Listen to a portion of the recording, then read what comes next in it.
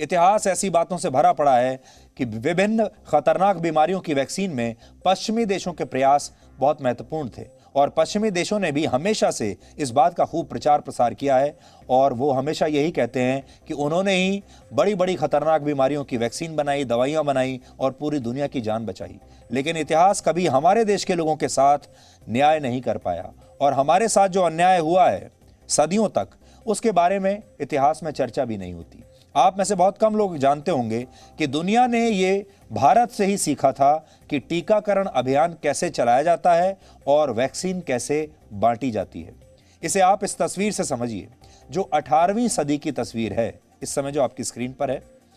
तब कई देशों में चेचक की बीमारी तेजी से फैल रही थी और पश्चिमी देश इससे सबसे ज्यादा प्रभावित थे और काफी संघर्षों के बाद वर्ष 1796 में ब्रिटेन पहला ऐसा देश बना जब उसने चेचक का टीका विकसित कर लिया। हालांकि वहां बड़े पैमाने पर लोगों को यह टीका लगाने से पहले भारत के लोगों पर इसका ट्रायल किया गया, यानी इसका परीक्षण भारत के लोगों पर किया गया था, वहां के लोगों पर नहीं।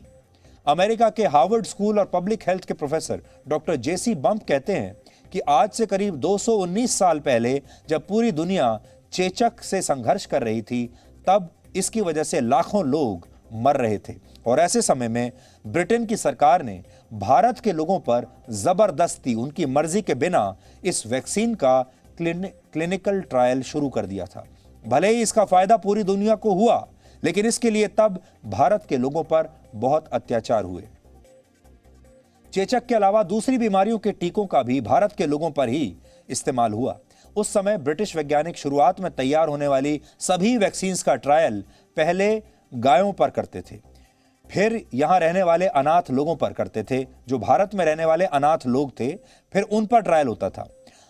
और बाद में जबरदस्ती बाकी के लोगों पर भी इस टीके का ट्रायल किया जाता था और यह टीका लगा दिया जाता था, चाहे किसी की मर्जी है या नहीं। ये वो दौर था जब अंग्रेजों ने भारत को अपना गुलाम बना रखा था और लोग अंग्रेजी हुकूमत के सामने बिल्कुल लाचार थे और ये सारे ट्रायल्स भारत के लाचार लोगों पर किए जाते थे, ये सोचकर कि अगर कोई साइड इफेक्ट होता है या अगर इस वैक्सीन से लोग मर भी जाते हैं तो हमारा कोई नुकसान ना हो, भारत के लोग हैं, भारत के लोग मर भी जाएंगे तो कोई फर्क नहीं पड़ेगा। ये सोच थी ब्रिटेन की सरकार की, इसलिए उस जमाने की सारी जो वैक्सीन्स आया करती थी उनका ट्रायल यहां होता था।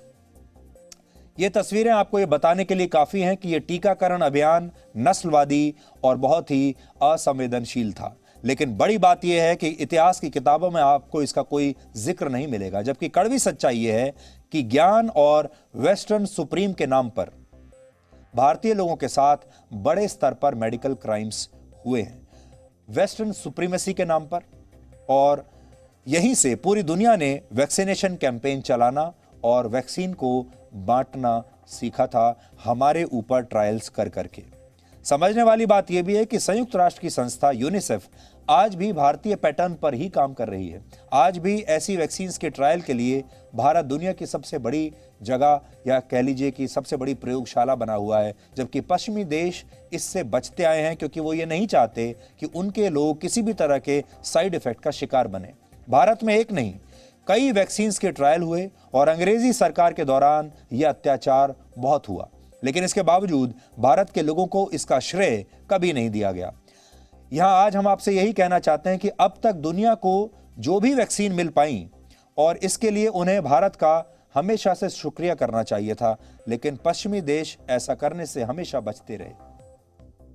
जबकि भारत आज भी इस संघर्ष में लगा हुआ है। अगर वैक्सीन पेटेंट मुक्त हो गई तो इसका फायदा सिर्फ भारत के लोगों को नहीं मिलेगा, पूरी दुनिया को फायदा मिलेगा और इससे दुनिया के अंतिम पंक्ति में खड़े गरीब लोगों तक ये वैक्सीन पहुंचेगी और यही भारत की मांग भी है। इसलिए अब आप समझ गए होंगे कि वैक्सीन्स को लेकर कैसे शुरुआत से हमेशा से दुनिया में पॉलिटिक्स रही है, कैसे दुनिया हमेशा दो हिस्सों में बटी रही है। पश्चिमी देश जो मजबूत देश हुआ करते थे, पैसे वाले देश हुआ करते थे, वो ये सारे शोध अपने लिए करते थे और ट्रायल हमारे ऊपर किया करते थे और फिर इन वैक्सीन्स पर कब्जा भी उन्हीं का रहता था और आज भी वही हो रहा है। वैक्सीन तो बनी लेकिन उस पर कब्जा आज भी कुछ खास देशों का है, पश्चिमी देशों का है और कुछ बड़ी बड़ी फार्मा कंपनियों का है। लेकिन ये आपातकाल है, ऐसी स्थिति हमने कई सदियों से नहीं देखी है और स्थिति इतनी खराब है कि नए कानून बनाने पड़ेंगे, नई सोच अपनानी पड़ेगी और जो आज तक इस दुनिया में कभी नहीं हुआ वैसे कदम अब हमें उठाने पड़ेंगे और ये बात दुनिया के हर नेता को, हर देश की सरकार को सोचनी होगी।